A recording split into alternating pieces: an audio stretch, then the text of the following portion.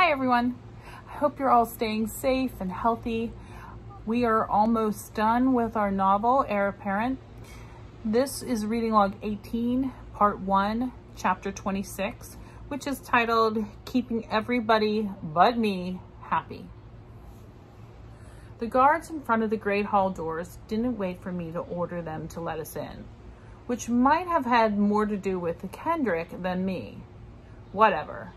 They saluted and opened the door, and a page blew the trumpet to announce us. Toot-toot-toot. "Oh," Adriana said as I entered. "Look, someone has hired a stunted, shoddy little page to help us out. Oh dear, my mistake. That's only Janine." Abbas gave his surprisingly tittery laugh.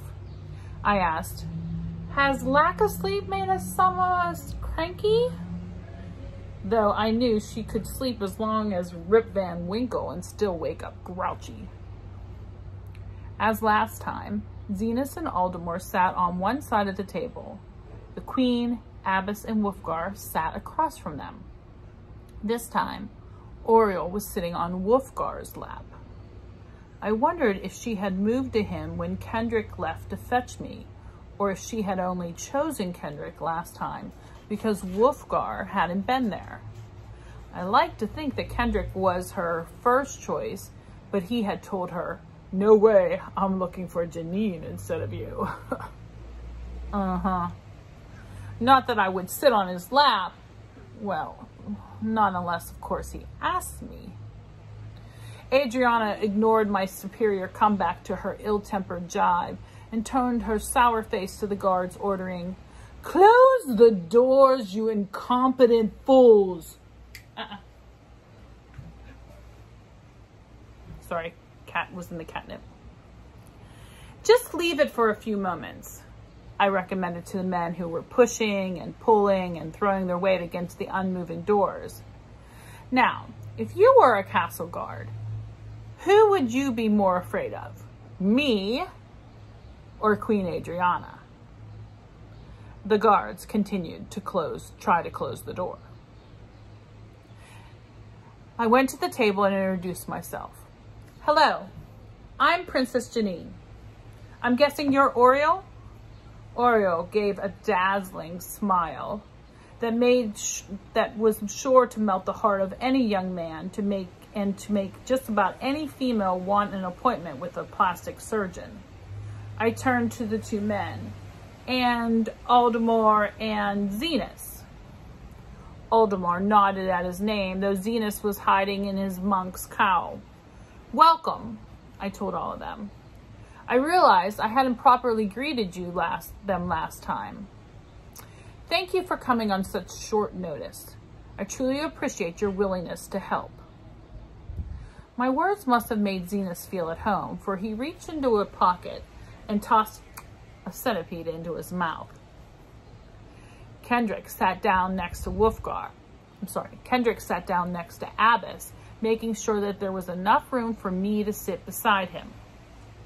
At the other end of the room, the ghosts must have finished squeezing through the doorway, for the guards were suddenly able to shut the doors, which slammed with two solid thuds.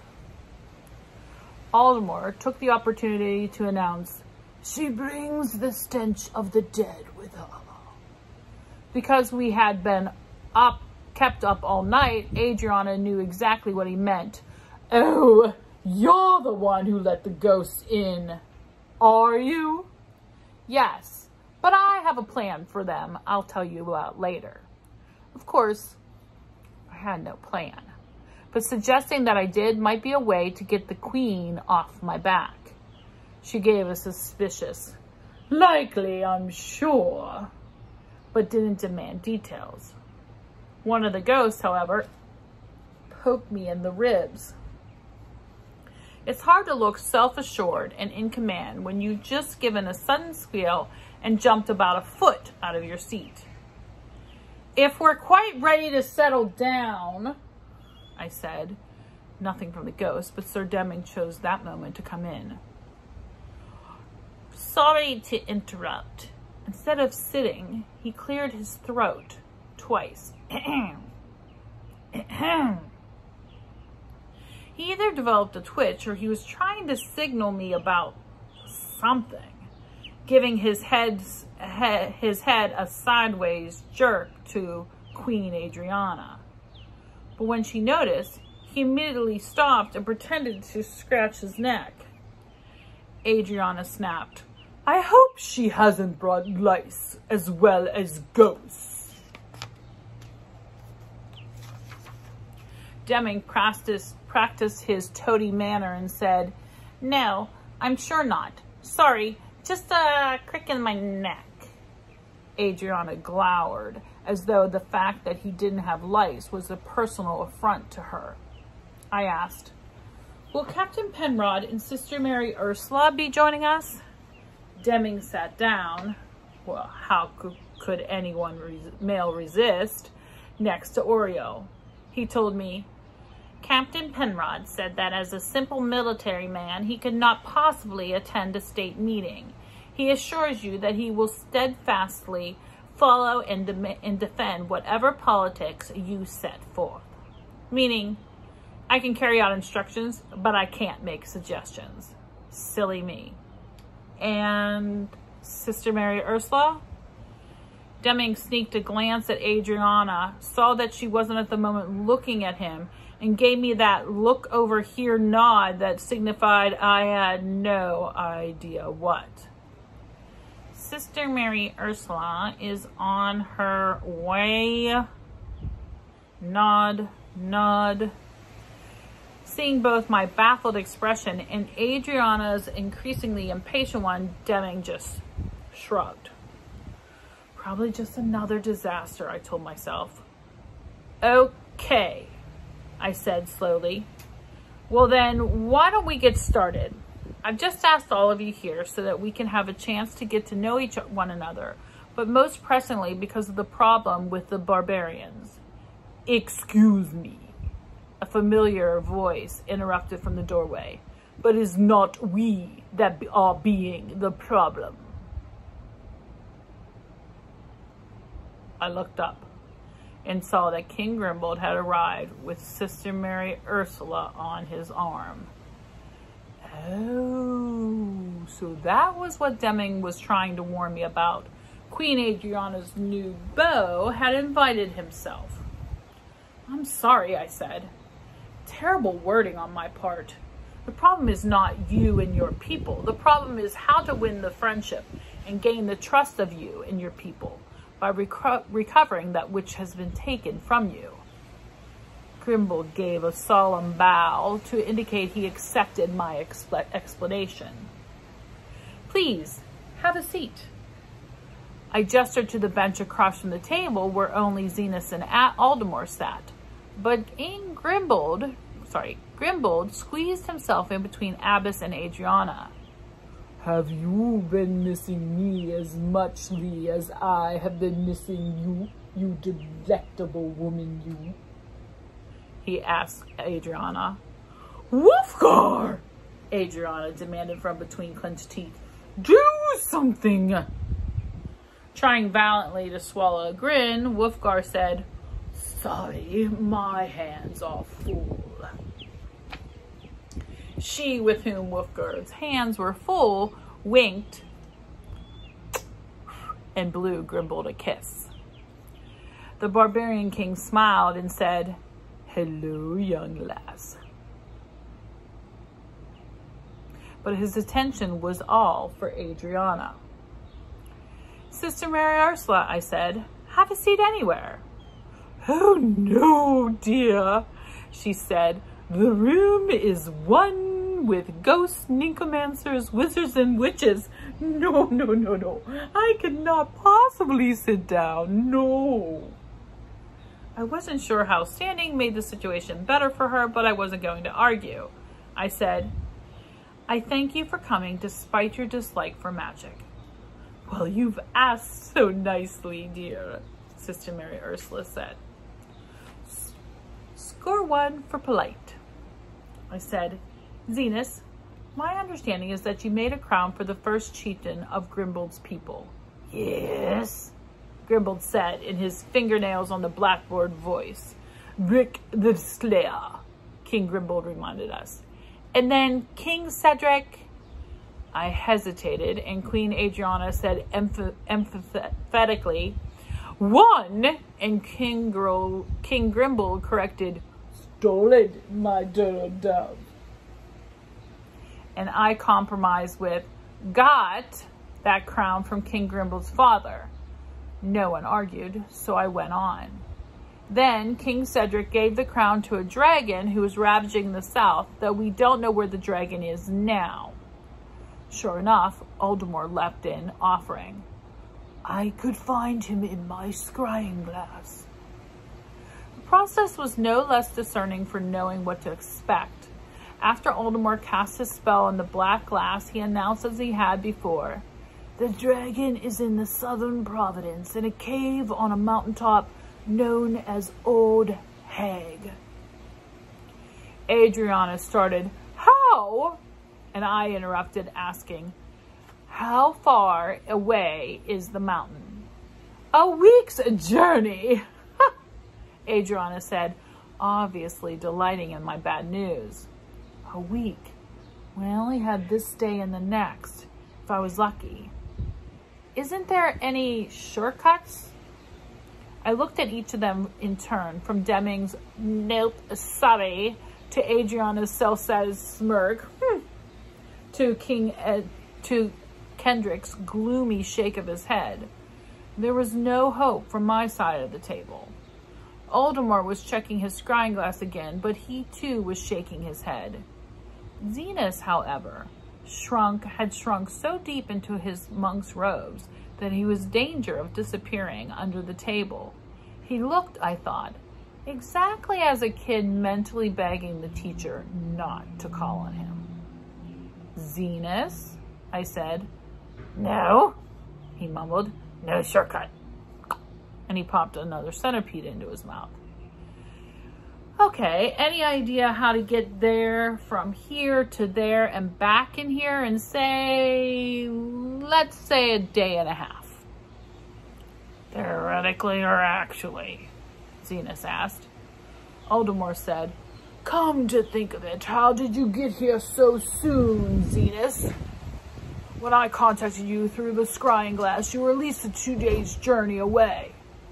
I walk fast, Zenas said. He's got the boots! Sister Mary Ursula cried. That is so like a wizard. You are so not one with the world. Boots? I repeated. 7 league boots, Kendrick interrupted me.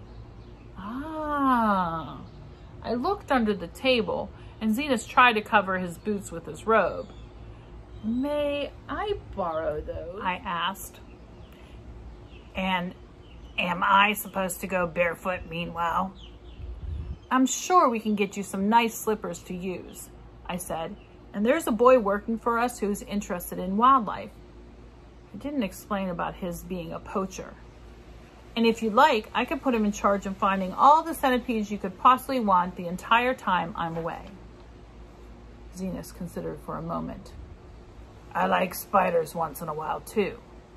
Certainly. Chocolate covered. I forced myself not to shudder. However, Zenas took off the boots. They work as regular boots unless you say 7 leagues. Then they'll take you 1 step. If you want to go another 7 leagues, you've got to say 7 leagues again. Gotcha. Thank you, I said. Adriana said, and I don't suppose you're even going to fumigate them before putting them on. I took off my shoes and put on the boots, which were green leather and knee-high and did give off a smell like a school's locker room on a bad day, but at least they fit. Adriana curled her lips at me. All those hideous boots are going to do is get you there, and then once you see how truly terrible the dragon is, get you out of there quickly. That's if you're lucky enough to see the dragon before it sees you. Of course, if we're lucky, you'll just get up such a momentum of 7 leaguing, you'll walk right by us and get lost in the wilds of the north. Grimbold patted her arms and said, Now, my precious, you should not be speaking so harshly to the princess. She be doing her best. I smiled to show I appreciated the thought. Does anyone have any dragon slaying ideas?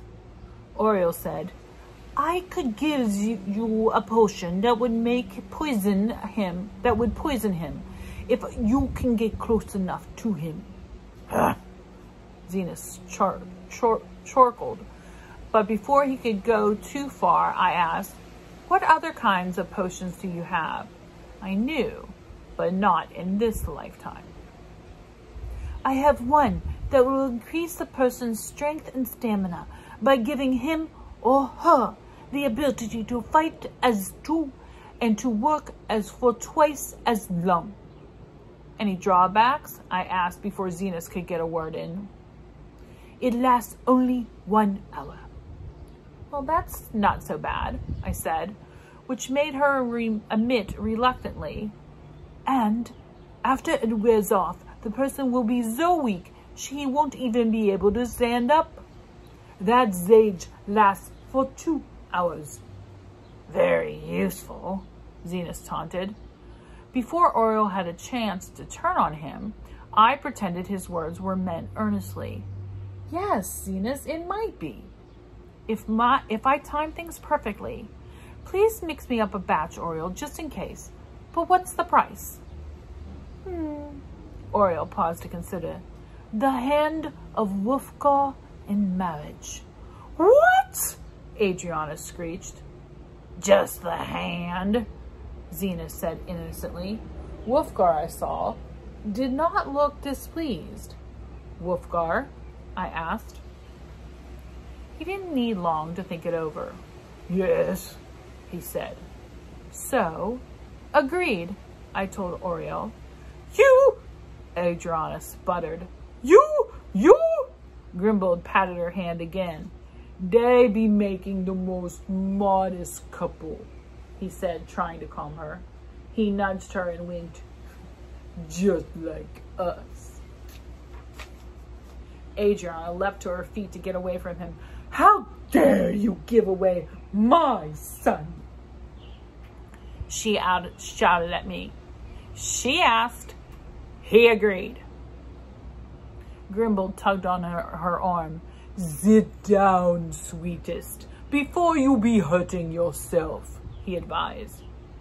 Adriana sat down because there was really nothing else she could do. Sister Mary Ursula clapped her hands in glee. Oh, I just love weddings.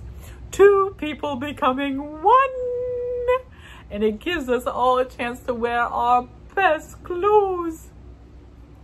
In her case, I can only imagine what that is. Still, none of it really helped.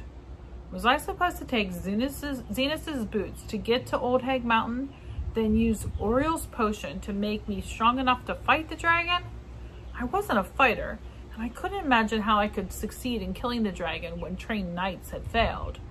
I was sure, or at least I was hoping, this situation was calling for thinking, not brute strength, I asked. What weaknesses does the dragon have? None, Adriana snapped. It's big, and it's fierce, and it's ruthless. Only my husband stood between it and the destruction of our entire kingdom when it began raiding the towns and villages 8 years ago. It would have killed all of us if Cendric hadn't faced it down, then convinced it to take the crown and leave. She turned to her sons. Perhaps you were too young to remember when it came to our very walls and we were within the dragon's breath of dying. I remember, Wolfgar said. And now you foolish little would-be king, you want to take that crown back? Well, I thought maybe I wasn't supposed to get the crown. So I asked Grimbold, you have to have that particular crown back? Yes, he said. You wouldn't accept anything else? No, he said. I looked at Wolfgar and Oriole, and I looked at Grimbold and Adriana, and I said to Grimbold, like perhaps the hand of... Queen Adriana interrupted. Don't you dare to even suggest that. tempting as the offer is being, Grimble told me. I have been telling my peoples I would be returning the crown to us. He kissed Adriana's hand. Forgive me, my dear pumpkin. She wiped her hand on her gown as though thoroughly removing something very foul and sticky. I could give him the ring and compel him to accept Adriana and trade for the crown, but I had the feeling that solution would cause more problems than it solved. I was going to have to face the dragon. So that's the end of chapter 26, part 1, reading log 18. Give me 3 sentences.